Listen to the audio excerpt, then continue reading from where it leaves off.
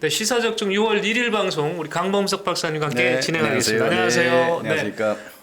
주말에 굵직굵직한 사건이 팍팍 나와가지고 네. 이거를 모아서 하려니까 아주 머리 아픈데요. 하여튼 출발해 보겠습니다. 예. 김태년 민주당 원내대표 5월 개원은 협상 대상이 아니라고 그랬거든요. 그러면 무조건 하겠다는 거잖아요. 또 못할 것도 없죠, 민주당 입장에서는. 그럼요. 예. 네. 근데 지금 저 미래통합당은 야단이 났습니다. 그렇죠. 지금 뭐 네. 굉장히 어렵죠. 예. 결국 저건가요? 그 법사위원장, 외교위원장 때문에 그런가요? 아니 그러니까 뭐 애들 하는 말로 네. 이런 얘기를 써도 되나요? 그 지금 저 민주당이나 김태년 원내대표는 꽃노래표를 들고 있는 거죠. 이래도 좋고 저래도 좋고 지금 이제 이쪽 그 미래통합당이나 주호영 원내대표 입장에서는 정말 죽을 맛이죠. 카드가 네. 없어요. 카드가. 그러네. 그러니까 옛날에 우리는 안 그랬는데 네. 이렇게 하는 게 어딨냐, 협치를 해야지, 통합을 해야지 하지만 뭐 그 얘기도 들을 만한 상황일 때 들을 네. 만한 사람한테 해야지. 지금 뭐 177석인데 그리고 이 난리 끝에도 이렇게 압승을 했는데 뭐가 거리낄 게 있겠습니까, 사실은. 그러니까 참 어렵죠. 그러니까 제가 보기에 협상용 카드일 수도 있고 진짜 속낼 수도 있지만 어느 쪽도 민주당한테는 불리할 게 없고 어느 민주당 쪽도 아쉬울 것도 없고요. 미래통합당한테는 네. 좋거나 유리할 게 하나도 없는 상황이죠. 없고. 예. 예. 그럼 저 김태년 원내대표 말대로 5일 날 개원을 했어요. 그러면 의장단 선출을 하겠다는 거잖아요. 아니 그러니까 그게 다 그냥 의장단 선출이 그냥 그렇죠. 개원하는 거죠. 예. 개원하는 거죠. 예, 예. 막을 개원- 방법은 없네요. 통합당이 마음에 안 든다고 막을 방법은 없어요. 아니 지난번에 그 151석인가 그 152석 그 4+1 할 네. 때도 꼼짝없이 다 당했는데 여기 지금 177석이에요. 그리고 김태년 대표가 얘기했잖아요. 168석만 넘어도 네. 전체 상임위에서 우리가 과반수다. 그거 아주 저 간단한 얘기지만 아주 그냥 무서운 얘기거든요. 네. 예. 근데 지금 결국은 상임위원장에 대한 협의가 지금 안 되고 있는데 만약 5일 날 개원을 해서 의장단 선출이 돼서 국회가 정상적으로 돌아갈 때 이후에 상임위원장에 대한 그 협의가 안 되면 어떤 식으로 진행이 되는 거죠? 그 아니 상임위는 5일날 열니까- 개원을 한다는 얘기는 5일날 네. 개원과 동시에 어찌됐건 그 의장을 뽑아야 되잖아요. 의장은 의장, 뭐 예. 은밀한 게 아니라 이제 회의 주재자로서의 의장이니까 네, 의장단 네. 선출을 하고 그다음에 하는 게 뭐예요? 의원들한테 개별 상임위에 소속되게 이제 선임하는 거고 예. 그리고 그 다음 날이면 상임위원장을 선출하고 이게 그냥 정해진 스케줄이에요. 그러니까 5일날 시작을 하면 네네. 누가 말고 막고 할 것도 없이 그냥 쭉 가는 거예요. 그러면 상임위원장 선출에 미래통합당이 반대를 하고 협의가 안 된다 그러면요. 투표하면 되는 거죠. 투표로. 방법이 없네 그냥 가는 그렇죠. 거네. 예. 그러니까 민주당이나 김태년 원내대표가 그 국민들의 여론이나 뭐 이렇게 너무 일방 독주한다, 뭐 그냥 폭주한다 이런 식의 여론이 생겨서 그게 좀 꺼림칙하거나 그거를 좀 우려하는 상황이 아니면 네. 간들 막을 방법이 없어요. 그러네요. 예. 개원 첫날부터 뭐 들어놓을 수도 없는 거고. 더군다나 지금 작년에 있었던 국회 선진화법 관련으로 해가지고 작년에 그 패스트트랙 관련해서 이제 그 현재 막 그 재판을 받아야 되는 의원들도 있는 상황인데. 네. 그리고 뭐 그러니까 이게 그 명분이 마땅치가 않은 거죠. 왜냐하면 선거 결과라는 게 민심의 반영인데. 그렇죠. 확인된 민심을 바탕으로 우리가 하겠다고 민주당이 밀고 나가는데 민심은 그게 아니다라 할 수도 없고. 그렇지. 그러니까 예. 아주 약간 좀 옹색하게 우리는 옛날에 안 그랬다. 우리가 저 과반수를 넘었을 때도 어떤 당시 야당했던 당신들하고 협의해서 하지 않았냐 이 얘기를 지금 할 수밖에 없는 게 그런 안타까운 처지입니다. 예. 하하 참 미래통합당은 방법이 없네요. 뭐 그렇죠. 근데 이제 아마 이제 양면이 다 있는데요. 그렇다고 네. 해서 뭐 지금 민주당 입장에서 그 사실은 지금 뭐 여러 가지 일들이 또 있잖아요.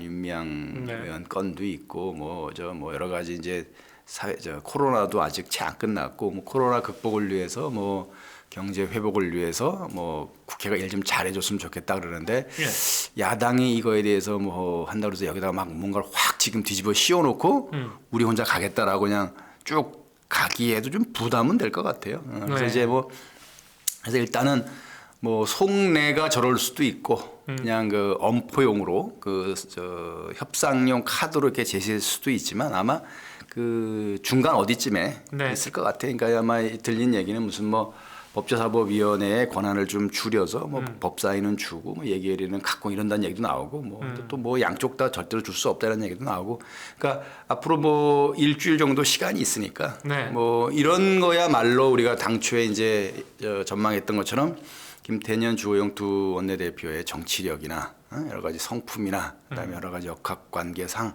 그 두 분의 한번 실력과 이런 걸 좀 봐야 되겠죠. 좀 네. 조금 지켜볼 필요 있을 것 같아요. 네. 뭐 민주당의 원내대표께서 얘기한 얘기이기 때문에 5일 개원은 뭐 틀림없다라고 본다고 하도 안에서의 물밑 접촉은 계속 있겠죠. 좀 지켜봐야 되겠네요. 그렇죠. 예, 그 네. 스케줄은 스케줄대로 갈 것 같아요. 그 네, 스케줄 네. 속에 내용이 어떻게 될 거냐가 문제지. 뭐 시한까지 연기해가면서 협상하지는 않을 것 같아요. 네. 자, 지금 양쪽 당의 지금 복잡한 내용 좀 들어봤고요. 민주당 얘기를 좀 보겠습니다. 민주당의 지금 그 대권 주자 중에 아주 그 큰 뭐 물줄기인 이낙원 그 위원장이죠? 연입니다. 연입니까? 아, 발음이 참 어렵네. 이낙연. 제가 발음이 어려워서 그런지 새로운 분이 지금 하나 또 이렇게 붙었습니다. 그러니까 이 독주를 봐줄 수는 없다. 나도 합류하겠다는 그런 의미일 수도 있는데 정세균 국무총리죠. 네, 정세균 국무총리 움직임이 조금 심상치 않은 것 같습니다. 그래서 지금 이거를 우리 강 박사님은 사실 사석에서 많이 얘기를 했던 부분이고요. 실제로 정세균 국무총리도 대권 행보에 시동을 거는 겁니까? 어떻게 보세요? 이미 걸려 있는 거 아닌가요? 걸려 있는 걸로. 대권에 관심이 없으면 총리직을 수락하실 리가 없죠. 그렇게 보시구나. 직전에 국회의장을 하신 분이 그 삼권 분립비 원칙인 대의제 민주국가에서 국회의장을 하신 분이 국무총리로 가시겠다는 결심하실 때 본인이 뭐 그 여러 가지 이미지에 약간 흠이 갈 수 있다는 것을 모르셨겠어요? 근데 그거보다는 더 큰 꿈이 있었기 때문에 감수하고 총리직 수락한 거고 그다음에 이제 그 워낙에 전임자였던 이낙연 전 총리의 이제 그늘이 있다 보니까 그 거기하고 좀 차별화된 그 색깔로 이렇게 행보를 이렇게 해 오고 있었기 때문에 이제 와서 새삼스럽게 뭐 걸었다 이건 아니고 쭉 오고 있는 건데 이 시점에서 왜 갑자기 정세균 총리의 대권 주자설이 나오는가가 사실은 이제 그 호사가들의 관심인 거죠. 네. 근데 그 지금 보면 이낙연 전 총리의 그 약점이라고 할까요? 이게 당내 기반이 좀 없는 거 아닌가요? 또 더 말씀드리면 친문 쪽의 지지가 좀 약하지 않을까요? 어떻게 보세요? 이미 그건 뭐 다 밝혀진 사실이고 사실은 이제 이렇게 글쎄 그 사실은 뭐 이제 한번 얘기할 건 없는데 워낙에 이낙연 총리의 그 지지율이 독보적으로 높아서 그게 부담이 될 수 있을 겁니다. 아마 청와대나 이 친문 핵심 입장에서 보면 그러니까 어쩔 수 없는 상황에 대해서 받아들이면 받아들이지만 앞으로 2년 가까이 남은 임기를 감안하고 여러 가지로 국정을 안정적으로 운영해 나가는 데서 차기 권력이 너무 가시화되는 게 부담스럽죠. 누구나 마찬가지고 말씀하신 대로 뭐 그런 식의 당내 역학관계에 대한 거는 뭐 이제 뭐 까짓거리 나올 수 있는데 사실은 이제 이낙연 전 총리 같으면은 호남 출신이고요. 또 뿌리가 사실은 그 구민주당 계열입니다. 그러니까 흔히 말하는 이제 뭐 넓은 의미의 동교동.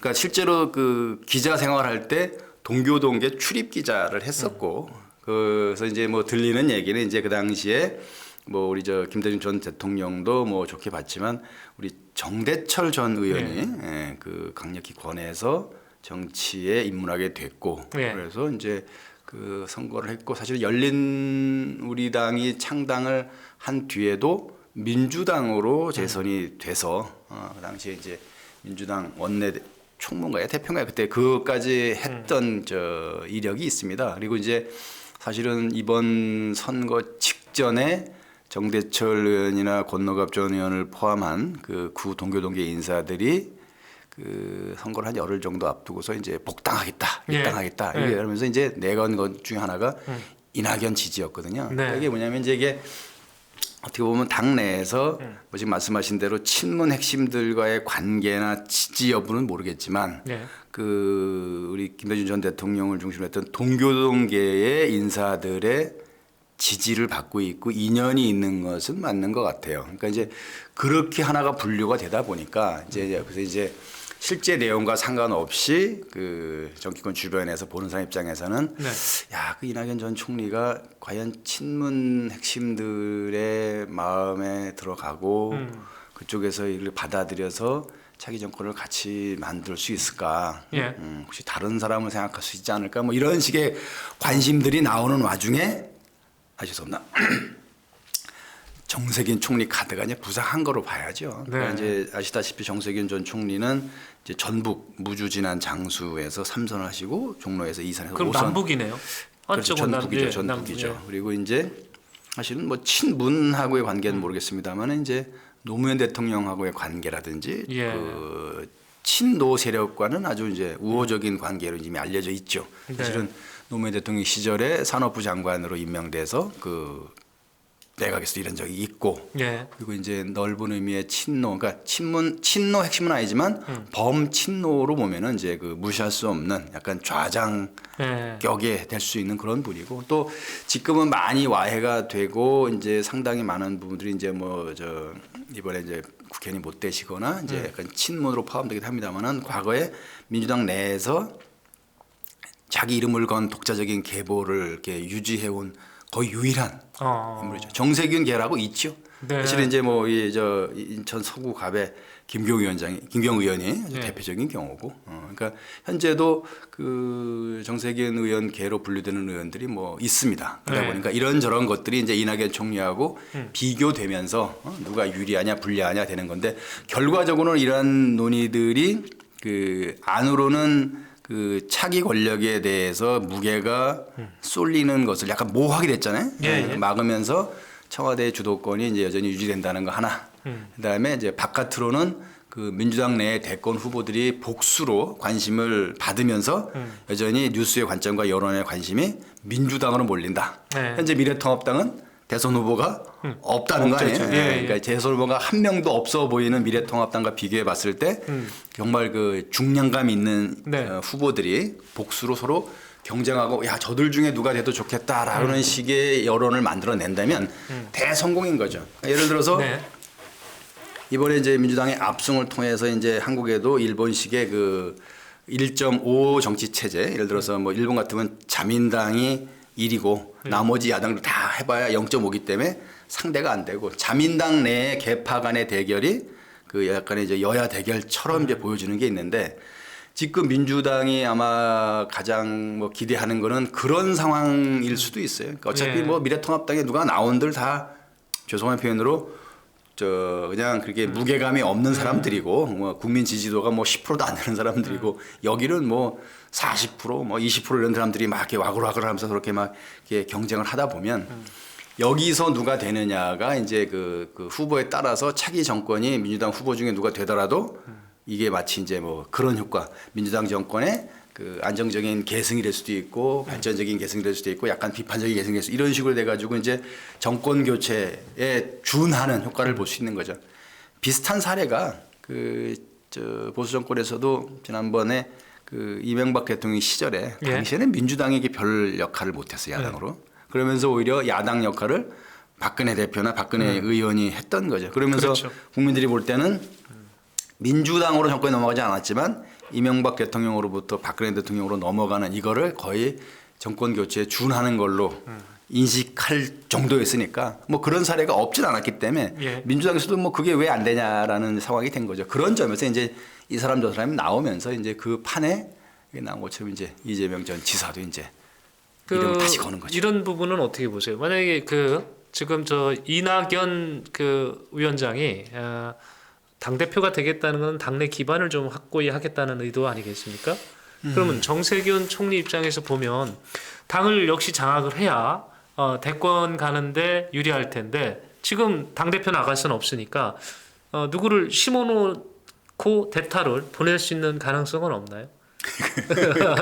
그건 힘들까요? 아이 그건 애들도 아니고. 언더독이 안 되나? 아이 애들 알 건 아니고. 네. 그거 말고 아까 질문 속에 다 답이 있었잖아요. 예. 정세균 총리는 친문 세력과 예. 그 가깝다. 네. 친문 세력의 마음을 얻으면 되는 거지. 그 뭐 누구를 아니 무슨 지금 현직 총리가 누구를 예. 자기 밑에 사람을 누구를 내세워서 여당의 어렵다. 대표를 만들겠어요. 그거는 그 여당에 대한 여당 그 의원들이 자존심이 용납이 안 되는 거고 그 대표가 되는 게 자기 성을 쌓아서 자기 세력을 만드는 거라고 치면 네. 그 친문 세력의 친문 의원들의 마음을 얻는 건 그 사람들 마음에 성을 쌓는 거예요. 그 중심성성이라고 그러잖아요. 그러니까 예. 마음을 모으면 성을 쌓는 거니까 그거는 제가 보기에 그래서 아마 이낙연 전 총리도 당 대표 나가는 거라서 지금 시원하게 말을 못하는 이유도 그게 있어요. 예. 이제 그게 따지고 보면은 이게 그런 친문 세력이나 청와대의 의중도 좀 봐야 되고 그다음에 의원들의 마음도 봐야 되는 게 사실은 이제 여당의 유일한 고민은 아마 의석이 너무 많은 걸 거예요. 네. 177석이다 보니까 이 177명의 의원들이 지금이야 뭐 이해찬 대표 같은 분이 말을 따로 안 했으면 좋겠다. 쉽게 말하면 입담으로 아니에요. 그렇죠. 입담으로 해도 네. 통제가 되잖아요. 앞서 이제 네. 하는데 예를 들어 이해찬 대표가 아닌 다른 분이 얘기했을 때 네 할 것 같지는 않거든요. 그러면 이제 그래도 지금 초선들이 많다 보니까 이제 국회의원이 뭔지 잘 모르시는 때는 아니에요 지금. 근데 이제 조금 지나서 이제 저 예를 들어서 뭐 정기국회쯤 할 때 되거나 그거 마치고 나면 이제 아 이게 의원이구나라는 걸 이제 실감하고 그러면 이제 본인이 말을 해야 된다는 사명감을 느끼죠. 그러면 네. 그때 117명이 감당이 안 되죠. 그리고 그 일단이 그리고 그 지금 뭐 제가 여러 번 강조한 것처럼 문재인 대통령을 중심으로 한 단일 대우라고 했지만 그 안에 약간 분열과 이견의 이제 소지들이 생긴다. 그게 처음에 원내대표 선거에 보일 거다. 그거 이제 그저도 같은 생각이에요. 사실은 이제 다시 얘기하면은 김태년 원내대표 같은 경우는 그 뭐 범친문이라고 하지만 사실은 이제 당에 근거했던 이해찬 대표가 갖고 온 당에 근거했던 당권파인 거고 전해철 이제 의원 같으면은 그야말로 친문 핵심 김 대통령의 복심 뭐 이랬잖아요. 근데 그게 왜 의원들 사이에 전해철 의원이 안 되고 김태년 의원이 됐겠어요. 그 이유를 잘 보시면 알고 이제 뭐 저 전에는 얘기는 하여간에 김태년 의원이 뭐 본인도 출신이 그렇지만 임주당 내에는 어쨌든 민평연이라고 있어요. 민평연. 그게 이제 그 전에 김근태 돌아가신 고 김근태 전 의원의 이제 하고 뜻이 맞는 분들이고 이인영 전 원내대표도 그 계열이죠. 그 과거에 이제 그 386 운동권 중에 정말 운동 열심히 했던 사람들이 이제 민평연에 가 있는 경우가 많은데 그 김태년 대표는 그쪽 지지를 받았다는 거 아니에요. 예. 그러면 이제 왜 민평연이 전해철이 아닌 김태년을 했나 뭐 이런 것들에 대해서 이제 나중에 한번 좀 볼 필요가 있죠. 그리고 이제 또 하나는 이번에 왜 김진표 의원이 국회의장에 포기를 하가. 왜 포기했나요? 왜 안 됐을까? 왜 박병석 의원이 국회의장이 됐을까? 이런 것도 한번 따져 보면 여기 이제 민주당 안에 지금 어떤 흐름이나 구도 같은 게 이제 볼 수 있는 거죠. 그런 점에서 지금 이제 사실은 정세균 총리가 대권 주자로 이제 부상하는 그런 이제 그 배경과 역학관계 흐름을 좀 이렇게 좀 짐작할 수 있는 거죠. 알겠습니다. 자세한 건 나중에 또 한번. 우리 시청자들은 이 부분은 좀 이렇게 생물이라 정치는 좀 이렇게 앞으로 좀 움직임이 많을 겁니다. 이 부분은 계속 우리 강 박사님이 좀 계속 추이를 봐가면서 설명해 주시고요. 이재명 경기도지사 얘기를 좀 잠깐 든 거는 이재명 경기도지사가 며칠 전에는 그 한명숙 전 국무총리의 그 2심 재판이 판결에 문제가 있다 이렇게 본다는 얘기도 했고 해가면서 그 현실 정치에 좀 이렇게 끼어들려고 해요. 근데 저 부분이 어떻게 되면 그 문바들 속칭 문바들의 관심을 받기 위해서 그런 거 아니야 이런 얘기가 있던데. 그런 표현 쓰시면 안 돼요. 안 됩니까? 네. 그러면 뭐라고 해야 돼? 길게 할까요? 문재인 대통령의 강성 지지자들을 비하하는 말입니다. 문바가 그렇게 쓰면 안 된다고 해서 조정하겠습니다. 하여튼 이 분들의 지지를 이끌어내기 위해서 그런 거고 넓게는 결국 대권 경쟁에 합류하고 싶어서 그런다 이렇게 얘기를 하는 분들이 있습니다. 어떻게 보세요? 진중권 교수도 그렇게 보고 있더라고요. 뭐 그렇게 볼 수 있고요. 근데 사실 그거는 내일 저녁 먹을 걱정인 거고. 네. 당장 오늘 저녁이 문제죠. 사실은 지금 입장에서는 이재명 지사 같으면은 그런 얘기도 하셨다 그러던데. 저는 대선 절대로 안 나갑니다. 저는 경기도지사직에 충실히 하겠습니다. 이 얘기를 하고 해야 되는 거 아니에요, 사실은? 그 앞에 좀 사실 큰 산이 놓여 있잖아요. 지금 재판이라고 하는 또. 그러니까 이게 저도요. 여기서 지금 제가 보기에 이재명 지사께서는 저도요 할 상황은 아니고요. 저는 아닙니다를 얘기해야 되는 거예요. 저는 감히 그런 꿈을 꿔본 적이 없습니다. 저는 네. 그냥 경기도지사직에 최선을 다해서 현재 어려운 코로나 전국을 잘 극복하고 코로나로 인해 힘들어하고 있는 우리 경기도민들의 네. 그 일상을 잘 챙기는데 그리고 그들에게 희망을 나눠주는데 최선을 다하겠습니다. 저는 딴 데 절대 눈도 안 돌립니다. 네. 이래야 그래서 될 거 아니에요 그게- 지금? 그리고 나야죠. 그리고 나서 이제 뭐 재판 끝난 뒤엔 또 그때 또 보시고요.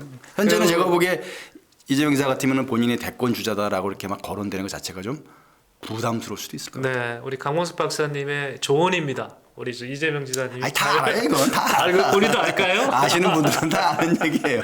네. 네.